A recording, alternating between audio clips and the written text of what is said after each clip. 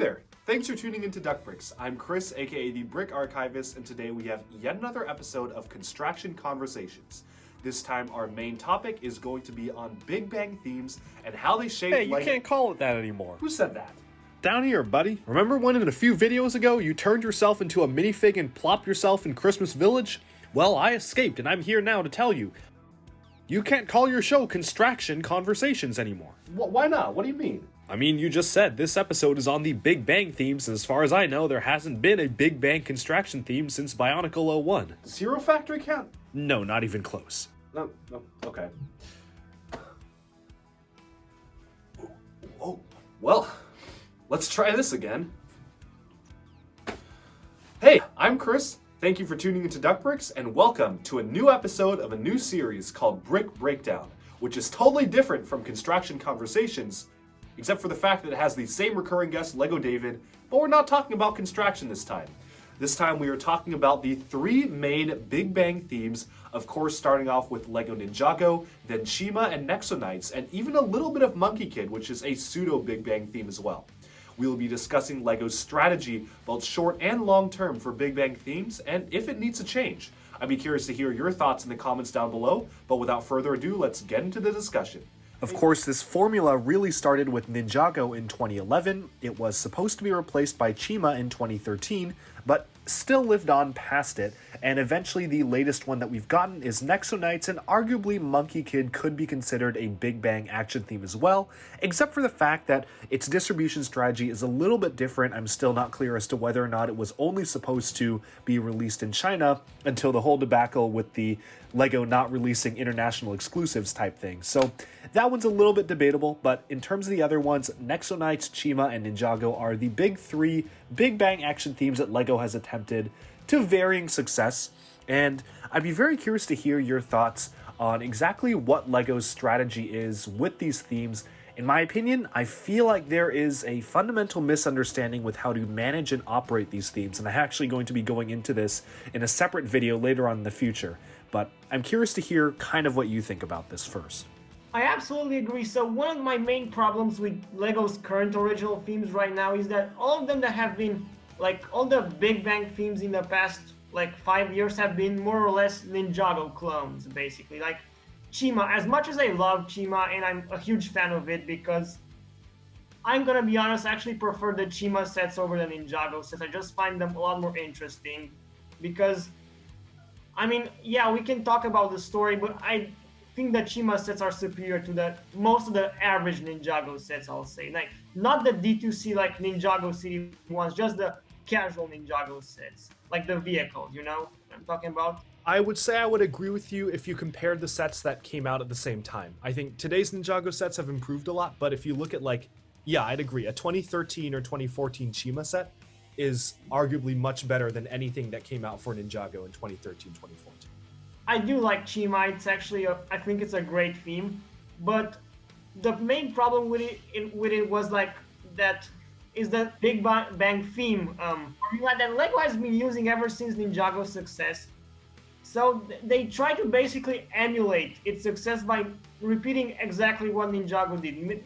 So that would be making vehicle-focused sets, like no locations, just vehicles, and then make a TV show that's gonna have similar tropes, similar characters and such, and then have lots of marketing, like merchandise, a lot of advertising, even non-Lego merchandise, t-shirts, backpacks, that kind of stuff, you know? And then the most recent time they tried this is with Monkey Kid. I feel like it's not a traditional Big Bang theme in a sense, it's still different, he doesn't have a gimmick.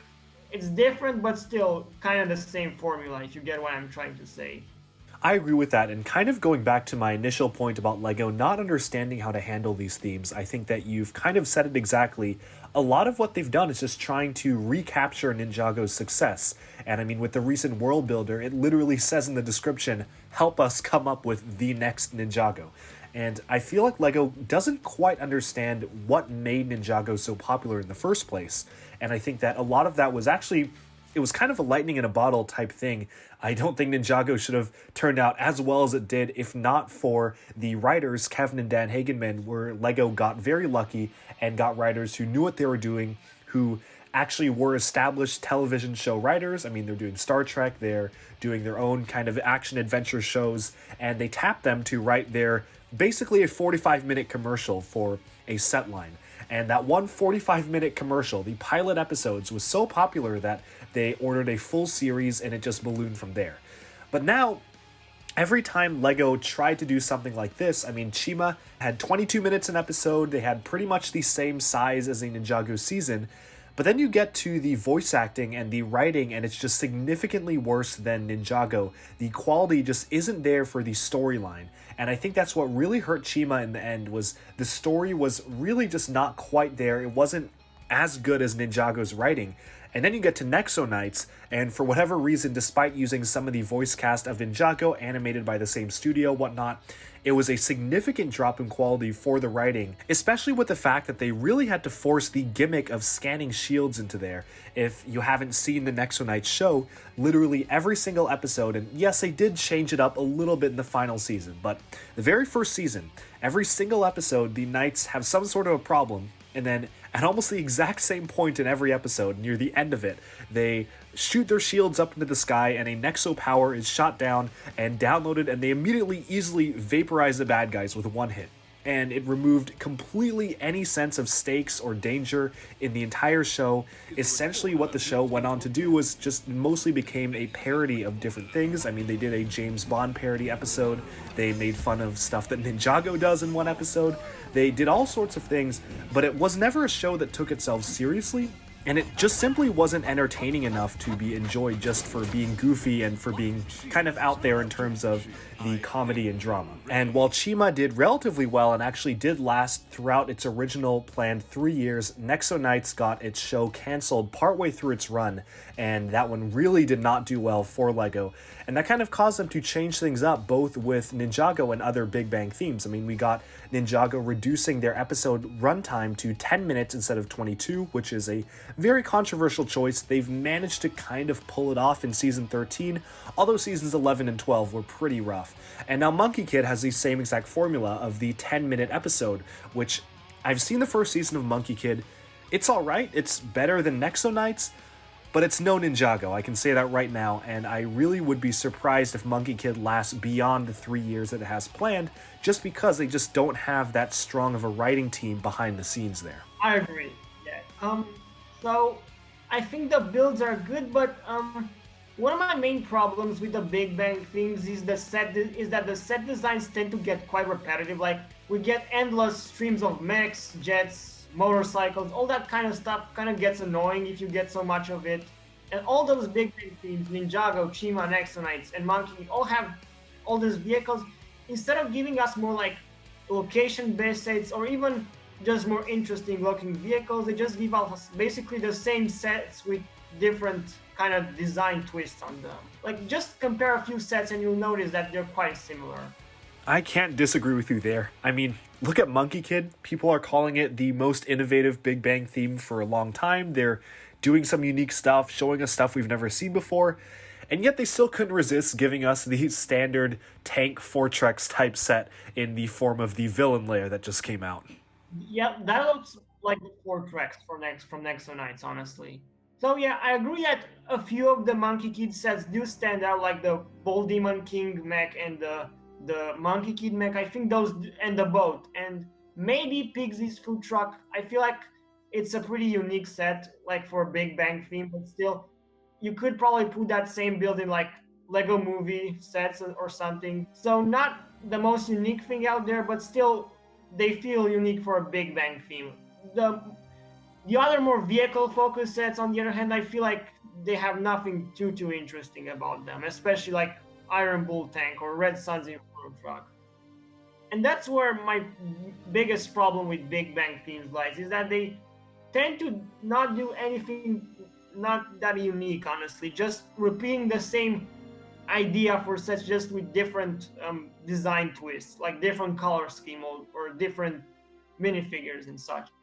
Yeah, I 100% agree with that. And I feel that, again, I really stress that LEGO needs to change their strategy for making popular stuff. And to be honest, I think the fact that they're launching LEGO Worlds and explicitly saying, we can't come up with the next Ninjago. We've tried 3 times. Can you do it for us? And we'll pay you? Like, it really feels like they're just not understanding what makes a Big Bang theme so popular. And the sets are part of it. I know that LEGO's a toy company. LEGO likes to think that their sets are the main things driving the theme. I think it's the other way around. It's the TV show or the associated media or what you do with the characters. That's what drives the theme and makes it successful. Like, look at LEGO Ideas. A lot of the most popular LEGO Ideas sets that everyone likes are associated around various IPs. Like, for example, Avatar: The Last Airbender. That's just purely a kids show, and so many people like it because the show is good. And I think if LEGO were to do something like investing in making a show good and then doing the sets alongside it, that would just do so much better and make mediocre sets be elevated significantly. And look, I understand good is subjective. Obviously, people's tastes will differ. Some people like things that other people's don't. But it is also a matter of hiring people with a good track record of writing entertaining children's TV or being established in the industry versus maybe getting, say, a writer or a director who hasn't had that many projects under their belt for your latest Big Bang Lego show. Yeah, I totally agree. I don't think you really need a very strong narrative as long as you have an interesting story and an interesting premise. Like, I feel like Hero Factory had a really interesting world and world building that was enough to make it interesting. Oh, that is a good example, yeah. I actually do really like the world that they created for it with a city of robots where they have to create new heroes that will fight against villains and such. I think that's actually a lot of fun, just as the world in general, not necessarily the narrative or story necessarily. That is a good point, and I do feel like it is a little bit of a twofold type thing. Having, I'd say, an interesting or compelling background behind your theme or kind of a backstory that hints at stuff is definitely a big selling point, and I think that some themes can survive just based off of how compelling or interesting this setup is, like, as you mentioned, Hero Factory. But then you get to stuff like, say, Futuristic Knights. There's a lot of places you could go with it, but I feel like stuff like that, you're going to need a much stronger story and much stronger sense of character motivations and lore to carry a LEGO theme fully just by a premise like that, which I think it really depends on what you're doing. But I guess with that, we can wrap up this general discussion and start talking about the 3 main Big Bang themes in general, as well as a bit of Monkey Kid. But of course, starting with Ninjago, I'm curious to hear what your thoughts are on the first year of Ninjago and how it kind of went after that. This might be a very unpopular opinion, but to this day, my favorite Ninjago wave is the first one. I really like how unique the sets are for the time. Like, and it's not just the ninja having endless streams of vehicles, it's just the villains having vehicles. And I think that's actually a good contrast. Like, the good guys only have like dragons, and the bad guys are the ones who have the big vehicles and such. Like the Ninjago villain vehicles, I feel like they've always been a lot more interesting than the like good guy vehicles. They just have a more unique design and look. Whereas most of the Ninjago motorcycles, mechs, and stuff are just pretty just standard and not that interesting. So that's why I really like the first wave of Ninjago. I know it's not objectively the best, but it's still my favorite, in my opinion. Honestly, I can really see where you're coming from there. I mean, I feel like especially nowadays, there's a real lack of villain stuff and villain vehicles in particular for the ninja to face. This is really obvious by looking at the Ninjago Legacy line, where they're really insistent on only redoing hero vehicles and hero buildings. And the only villain one that we're going to get is the Overlord Dragon, and that's a small set. And I don't know exactly how well they're going to be thinking that will do, but it's clear that the focus nowadays has shifted more towards the ninja stuff and a lot less towards villains, which I do feel like was one of the strongest things about early waves of Ninjago, especially like the serpentine vehicles and whatnot. They had these really cool designs and really felt like a threat to be faced against the ninja. One thing I like about the earlier waves of Ninjago is the villain vehicles. I like the serpentine vehicles, like the way they're designed and they're like the faces put on them. Actually, I really like that, and that's one of the things I actually like about Chima is the unique design and twist they had on the vehicles. Sure, the vehicle is a vehicle, but still looks unique and cool. But the Ninjago, like good guy vehicles don't really have that, to be honest. Like, I actually do really like the vampire truck amp, which you have right there. But Cole's tread assault, I mean, it's cool, but it got remade so many times, it's not that interesting. Right, and I do think it is a bit of a shame that we don't see that much focus on villain stuff anymore. I mean, I'm sure LEGO has a ton of market research that says that kids would prefer to get hero sets and villain sets. I mean, it's not that big of a stretch to me. I believe that.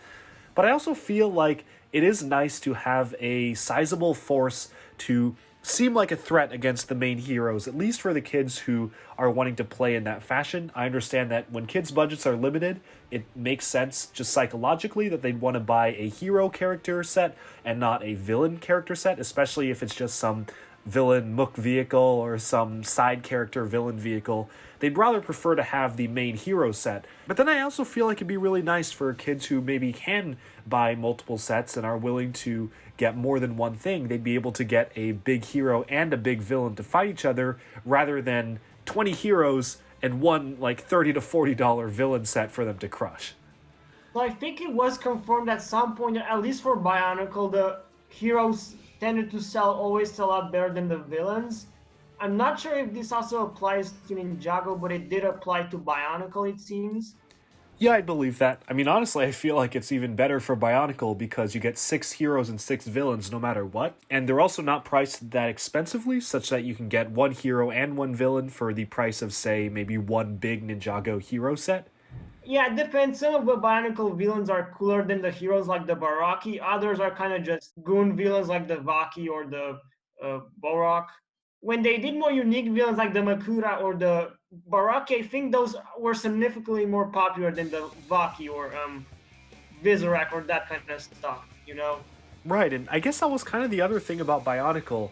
Every single wave, there was something pretty radically different, whether good or bad, compared to the previous wave, especially even if you consider the Inika build relatively being the same. At least the theming of the heroes and villains were completely different, like the Paraka versus the Baraki versus the Makuta.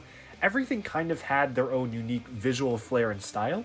And then even the Toa, the heroes, the main heroes of the storyline, they all kind of had their appearances changed up from wave to wave. You've got Hordika, so beast-like heroes, and then you had some sort of organic, energized Inika type. You had scuba divers with the Toamari, and then you had really elemental designs with stuff like the Glatorian versus a more technical feel with jets and wings and whatnot with the Fantoka. So you kind of had a lot of visual distinction that I do feel is something that is a little bit missing set-wise today, especially in Ninjago, where you get a lot of stuff feeling very, very repetitive as time goes on. Yeah, I totally agree. And if they do really want to do more ninja focused vehicles, they should probably do something more unique that doesn't feel like just repetitive mechs, jets, and cars and motorcycles. Maybe have a more location-based wave with like no vehicles, just pure buildings. That's something that I feel like Ninjago has really been lacking. Like the potential for interesting location-based sets is there, as shown like with sets like for example, the Temple of Erjitsu. But those only come out like once in a while. Most of the time, it's just vehicles. So the way it is Ninjago, the Ninjago sets, I'm not a huge fan of them right now because, as I already mentioned, I just don't really care for all the vehicles. I may buy a few sets once in a while. Like for example, I wanted to get the Kai's mech from Prime Empire wave because of those cool trans neon green pieces. I really like those parts.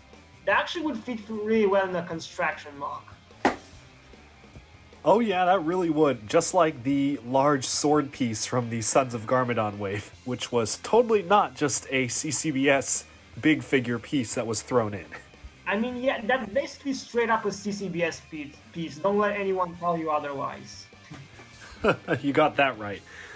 But I guess this is a good time to kind of wrap up our thoughts on Ninjago. Obviously, we spend a lot of time on this because this is LEGO's most popular Big Bang theme. It's facing its 10th anniversary next year. It's going as strong as ever, so this one deserved a lot of airtime. But I'd be curious to hear just your closing thoughts on Ninjago, and then we can kind of move on to the following Big Bang themes that attempted to replicate its success, but didn't quite do it right. if Ninjago keeps going on forever the way it is right now, I just don't care for it right now. So I'm still watching the TV show, but kind of just for the sake of watching it, not really because I'm super invested in it, just to keep up, you know? Like, the newest season, Master of the Mountain, was easily the best since the soft reboot. So, for Ninjago, so we talked about the sets. As far as story goes, I feel like they should try to build up toward an end because that end is gonna come up sooner or later. And based on how Ninjago seems to have not been as successful as it used to be, at least not being shown as a top-selling theme for like the past 2 years, I think it's safe to say that they should probably start building up toward an end, like having the ninja have to face like the big bad villain, something a big conflict is approaching, something like what they tried to do with the Oni trilogy, but they did not for some reason. So the ninja have to face a new challenge, like a new big bad villain is coming, and the fate of the entire Ninjago is in their hands. And then I think a perfect way to end the Ninjago series would be to have the ninja train a new generation of maybe their kids or new kids to have them be the next generation of ninja, kind of like what Star Trek did with Star Trek New Generation, if you know about that. So to sum all this Ninjago discussion up, so I was a big fan of Ninjago when it came out, but over time I feel like it overstayed its welcome and kind of lost me. I still follow with it, but I wouldn't call myself a fan of it anymore. What about you? That makes a lot of sense. I think I'm a little bit more positive on Ninjago than you are, mostly because it's literally the only story-based theme that's remotely good that LEGO currently has running. I mean, there's not really much choices to choose from. And I will say that the show has gone on for such a time that I've been attached to the characters enough that I am actually a big fan of how it goes. It's probably my favorite LEGO theme that's currently running. I can't really think of anything that I follow closer with LEGO than Ninjago. Then again, I will say that a lot of what you said makes sense. It does feel like there's some stuff that's honestly getting kind of stale in Ninjago. I'd really want to see them move away from just the countless motorcycles and maybe just do something a little different with mechs. I mean, we are getting mechs with knees. We got some this year. We're getting some next year. So I guess that's an improvement. But trying to do something a little bit different. And I do think that the Season 14 sets are a pretty good indication of that they're doing some new things. Like the whole Islanders feel of those sets is something that we haven't really gotten before. And even though we're getting a motorcycle and we're getting a dragon, at least they're kind of looking different than they have before. It's a teal dragon and we're getting a motorcycle with a sail on it. So at least that's something different. And as long as Ninjago continues to put out good storylines and generally watchable TV, I will continue to follow it. Although I do agree with you. I think that it will end at some point, and I really hope that they have an end in mind. Bionicle got really lucky by being able to wrap up their storyline a little bit abruptly, but most of it worked. Nexo Knights did not get that, and Shima did, but that was because the end was planned. So I do hope that if Ninjago ever needs to come to an end, it isn't abrupt, and they actually do a full long story arc that really wraps up the whole show, because I feel like it'd really be a waste, especially having spent 10 plus years on this television show, for it to wrap up really abruptly with not really big fanfare. But I trust LEGO enough to not do that. But with that, I think that it's a good time to wrap up. The original recording of this video was over an hour long, so I have split it up into two parts. This ends part one of our discussion on Big Bang LEGO themes. Of course, we focused heavily on Ninjago during this episode, and we did briefly mention Shima, Nexo Knights, and Monkey Kid, but didn't go too in-depth, so stay tuned to next Monday, when I'll be posting part two of our discussion, where we go in-depth into Shima, Nexo Knights, and Monkey Kid, as well as discuss our closing thoughts on LEGO's Big Bang strategy overall, and what needs to change, if anything. Thank you, as usual, to LEGO David for taking the time to chat with me today and be a recurring guest. And stay tuned to Duckbricks for even more LEGO news, reviews, discussion, and analyses